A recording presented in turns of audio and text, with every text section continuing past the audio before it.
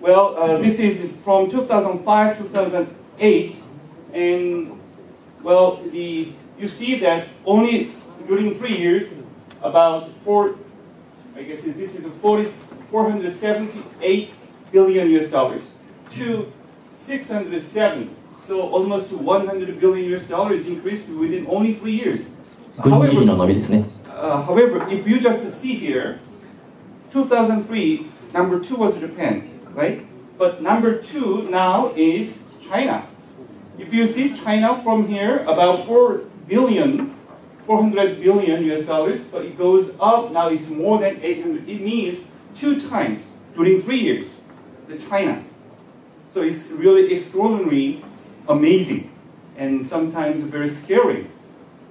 So anyhow, if you see almost 6-party talks countries, even though they say without nuclear weapon, but there is some peril.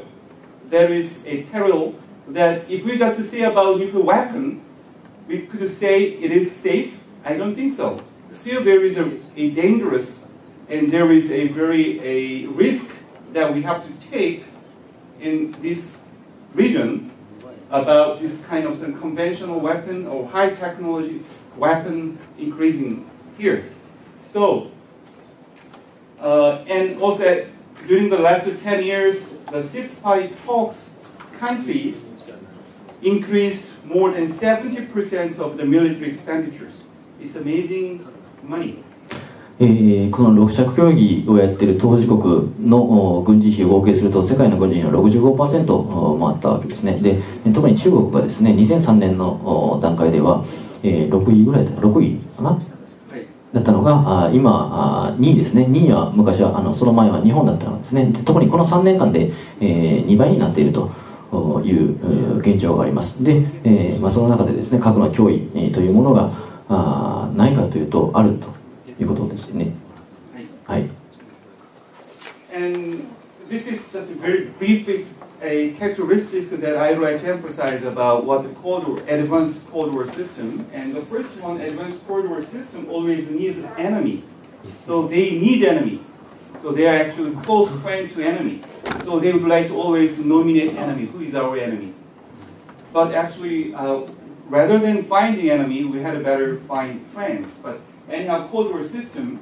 So for example, Axis of Evil or war against the terror.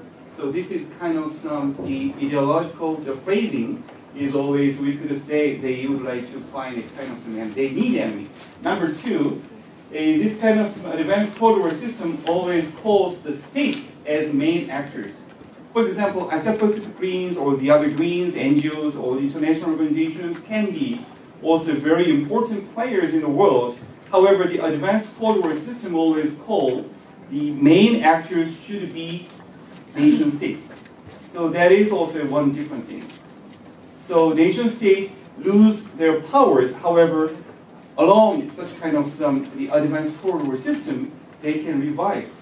So that is number 2. And number 3, they always make a kind of some hierarchical system. If you see G2, G7, G20, and the parallel meetings, it means that civil society is always peripheral, not in the center. They are not the main actors who can talk together as a negotiation partner. So these kind of some advanced Cold War system is main characteristics still exist here and more strengthened. その進化した冷戦の特徴というのは第一にまずその敵を必要とするあるいは敵を作り出すということですね。敵を指名する誰が敵かというとその都度指名するわけですね。悪の数日とかですね、テロに対する戦争とかですね。で、その次に、国家の役割が、重要視されるというかメインになるんですね。で、他のことを周囲化する。ありがとうございます。で、3番目に市民社会というものが阻害される。こういうなんですかね、階層化した中で、国家っていうものがこうメインでこう動いていくということですかね。はい。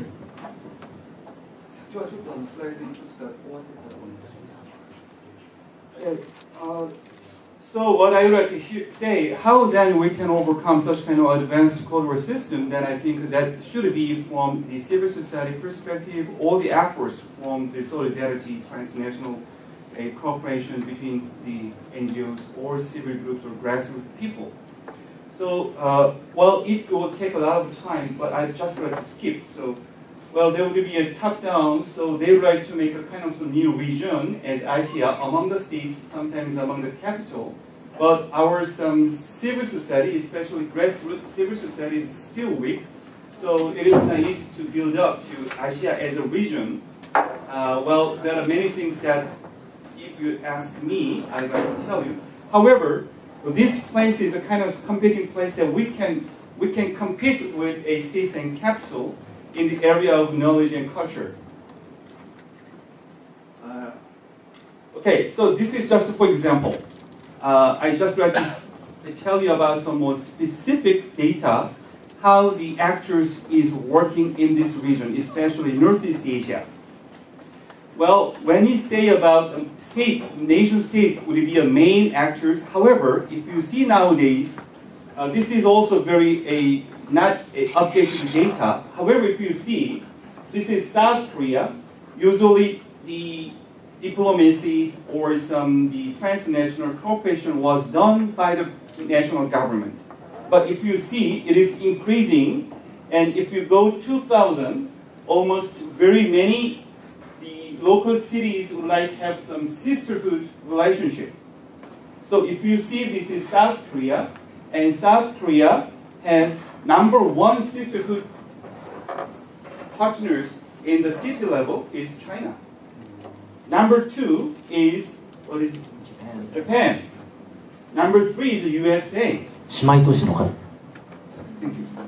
So, well, actually Japan and China, the normalization was done in 1972. After 20 years, Korea-China has the normal relation since 1992. So 1992, China starts. But if you see, between Korea and China. So if we could say, and the other ASEAN countries, so anyhow, among the China, Japan, Korea has really close relationship in city level or local level. And if you see the next, this is Japan. Japan is absolutely #1 is America. It never changes for a long time.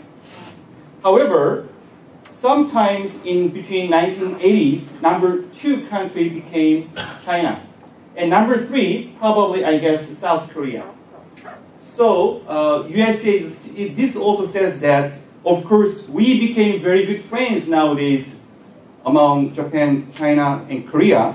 However, USA is still very important country in this region. So we cannot disregard USA in many senses. So then how can we adopt the position or role of USA? And if we just see the China is about #1 country is Japan. It's interesting, isn't it? And #2 is USA, but nowadays I think it's 2004, and South Korea will be a little bit more, I guess. So it's almost the same.